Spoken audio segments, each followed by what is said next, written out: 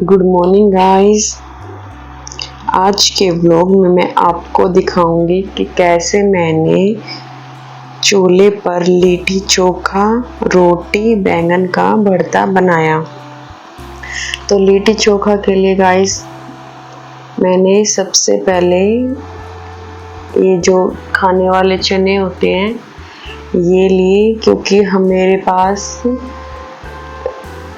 वो क्या बोलते हैं उसको, सत्तू का आटा नहीं था। तो मैंने अपने हस्बैंड को बोला था एक दिन पहले कि आप सत्तू का आटा ले आना, क्योंकि घर में ना काफ़ी सारे बैंगन रखे हुए थे। तो मैंने सोचा कि बैंगन का भुर्ता ही बना लेती हूँ। तो मेरे हस्बैंड को पता नहीं था सत्तू का आटा कैसा क्या होता, तो बोले मुझे तो कहीं पे भी नहीं मिला। उन्होंने 3-4 शॉप पे पूछा लेकिन उनको पता नहीं था क्या होता। तो बस वो लेट हो गए थे तो वो घर ऐसे ही आ गई। तो फिर मैंने सोचा चलो घर पे चने तो रखे हुए हैं, इन्हीं को मिक्सी में ग्राइंड करके इसी से बना लेते हूँ। तो पहले फिर मैंने इसको मिक्सी के जार में डाल के अच्छे से ग्राइंड करके बिल्कुल आटे के जैसे मैंने इसको इतना बारीक इसको ग्राइंड कर लिया।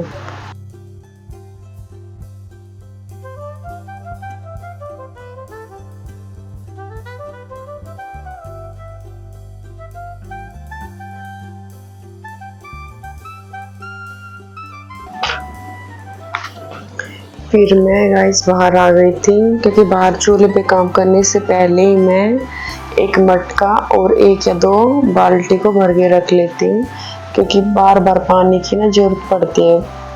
जैसे आटा गूंथती हूँ तो उसमें पानी की जरूरत होती है, और ये सब्जी वगैरह जो भी होते हैं उनको पहले अच्छे से पानी में वॉश करती हूँ। तो मैं पहले से ही पानी को भर लेती हूँ। जो बाल्टी में पानी डालती हूँ उससे मैं सब्जी है या फिर बाद में मैं यहीं पर ही बर्तन वगैरह यहीं पे क्लीन कर लेती हूँ। क्योंकि क्या होता है ना कि जैसे रसोई को अच्छे से क्लीन करने के बाद ये बाहर आती हूँ तो फिर दोबारा बर्तन वहाँ पे साफ वगैरह करती हूँ तो पूरी किचन बिल्कुल गंदी हो जाती है। तो फिर मैं बाहर ही सारा काम करती हूँ। यहीं पे रोटी बनाती हूँ, सब्जी बनाती हूँ, और फिर यहीं पर मैं बर्तन साफ करके धूप में बर्तन को रख देती हूँ, ताकि फिर वो रसोई बिल्कुल अच्छे से क्लीन रहे। नहीं तो फिर बाहर वैसे काम करने का ये फायदा होता है। मेरे को गंदी रसोई बिल्कुल भी अच्छी नहीं लगती। बस फिर तो ये रहता है कैसे करूँ, इतना सब कुछ फैला फैला दिखाई देता ना। लेकिन बाहर जब सारा काम एक ही जगह हो जाता है ना खुले में, गर्मी भी नहीं लगती और काम भी जल्दी हो जाता है। तो फिर आपने देखा कि कैसे मैंने जल्दी जल्दी से सब्जी को वॉश करके मैंने फिर चूल्हे में आग जला दी थी। और गाइस मैंने सब्जियों को जैसे बैंगन को और टमाटर को मैंने इसमें कढ़ाई में पानी डाल के रख दिया है। अब ये अच्छे से बिल्कुल जब ये सॉफ्ट हो जाएंगे तो मैं इनको निकाल लूँगी। तब तक वो गर्म हो रहे, तब तक मैंने यहाँ पर आटा लगा दिया है। और आटा क्योंकि सब्जी बनाने के बाद फिर उसके बाद मेरे को रोटी बनानी है, तो साथ ही साथ दोनों काम इकट्ठे हो जाएंगे।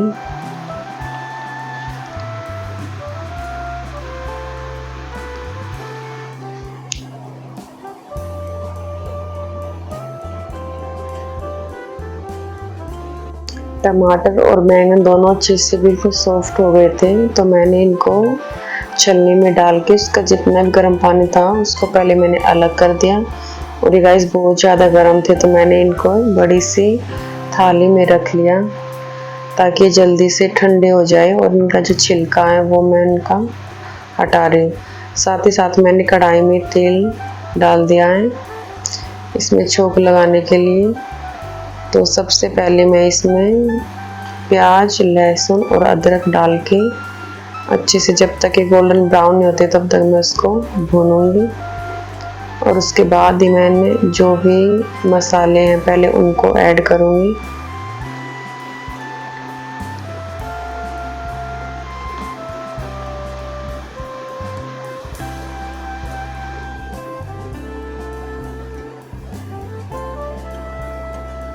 अभी अच्छे से भून गए हैं। अब मैंने इनमें कश्मीरी लाल मिर्च, नमक, धनिया पाउडर और थोड़ा सा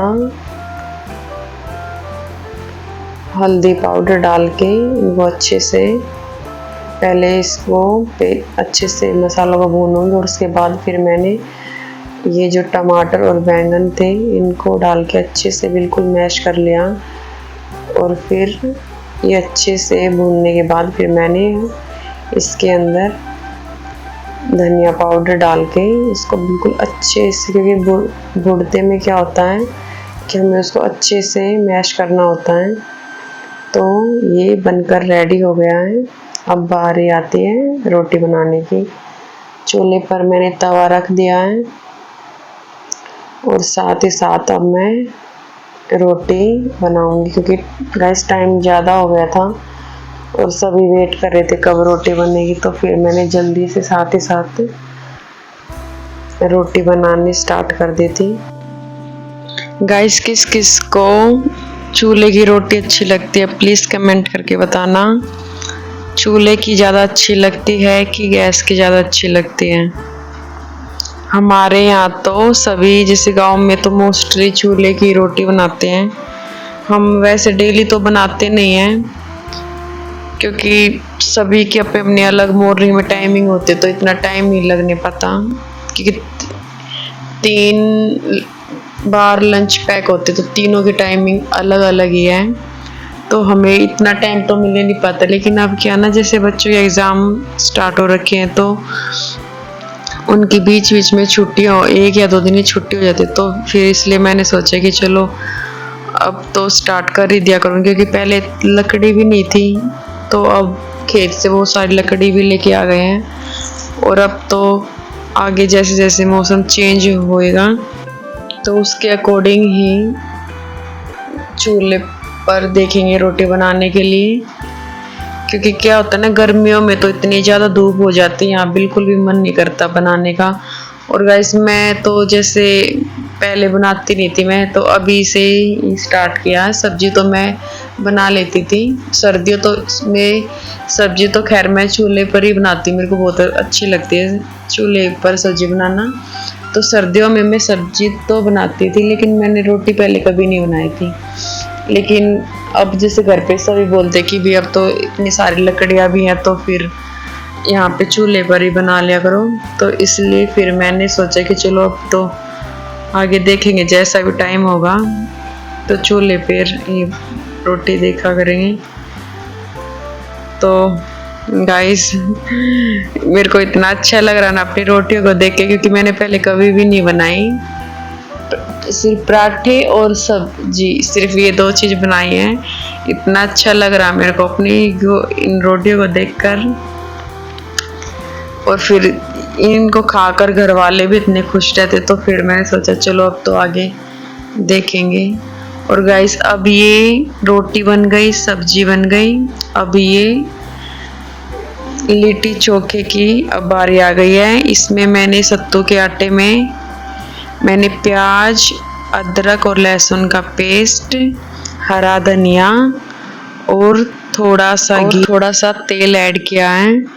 इसमें मैं गाइस, जब भी आप इसे बनाओ ना, तो इसमें थोड़ा सा आम का अचार या फिर मिर्ची का अचार जरूर ऐड करना, क्योंकि ये जो हम ये लिट्टी चोखे का जो ये पेस्ट बनाते हैं, जो इसको मतलब आटे के अंदर जो हमें फिलिंग है हमारी जो डालते हैं, ये ना थोड़ी सी चटपटी होती है तभी अच्छी लगती है। नहीं तो फिर अगर इसको हम थोड़ा तीखा नहीं बनाएंगे ना, तो फिर इसमें सिर्फ अगर हम उसको खाएंगे तो सिर्फ हमें आटे का ही टेस्ट आएगा, इसका टेस्ट नहीं आएगा। तो इसमें ना थोड़ा सा नींबू और नमक, चाट मसाला और मिर्ची, ये सारे जो भी मतलब घर में नॉर्मल मसाले होते हैं वो डालने के बाद ना थोड़ा सा अचार का मसाला जरूर डालना, क्योंकि उससे ना थोड़ा इसमें खट्टापन आता है। तो फिर जब हम उसको खाते हैं तो फिर वो बहुत अच्छा लगता है खाने में। तो आप उसको ज़रूर डालना, चाहे मिर्ची का अचार हो या फिर आम का अचार हो, वो आप थोड़ा सा मसाला ज़रूर इसमें ऐड करना। मैंने भी थोड़ा सा इसके अंदर ऐड किया है, तो उससे बहुत अच्छा इसका टेस्ट आता है। अब मैं आटा मैंने थोड़ा सा आटा बचा के रख रखा था, तो अब आटे की मैं बनाऊंगी लोई। और उस लोई को गाइस जैसे हम कचौरी बनाते ना, ऐसे जैसे कचौरी बनाते हैं हम लोई को लेकर उसके अंदर आलू डालते हैं, ऐसे ही इसके अंदर करना। हमें इसको जैसे थोड़ा सा फैला के इसके अंदर जगह बनानी है, ताकि ये जो हमने ये सत्तू का ये जो आटा ले रखा है इसको अच्छे से इसके अंदर डाल सकें। जैसा गाइस आपको दिख रहा, मैं इसको इसके अंदर डाल रही हूँ और फिर बिल्कुल गोल शेप में हमें इसको बनाना है। और फिर हम इसको रखेंगे जैसे लकड़ी, मैंने तो गाइस जैसे चूल्हा जला ही रखा था, तो मैंने इसी पे जो वो था, मैंने लकड़ी और उपले जला रखे थे, तो मैंने इसी के ऊपर ही, ज़्यादा तो मैंने बनाई नहीं थी क्योंकि सबने रोटी खा ली थी, लेकिन ये मैंने 4 या 5 ही बनाए थे बस। इस वीडियो में तो आपको सिर्फ 2 ही दिखाई देंगे क्योंकि मैं पूरी वो करने नहीं पाई थी शूट, तो इसमें तो आपको सिर्फ 2 ही दिखाई देंगे। वैसे मैंने 4-5 बनाए थे, तो वो बच्चों ने बनाते टाइम ही खा लिए थे, बस लास्ट में सिर्फ 2 मेरे लिए बचे थे।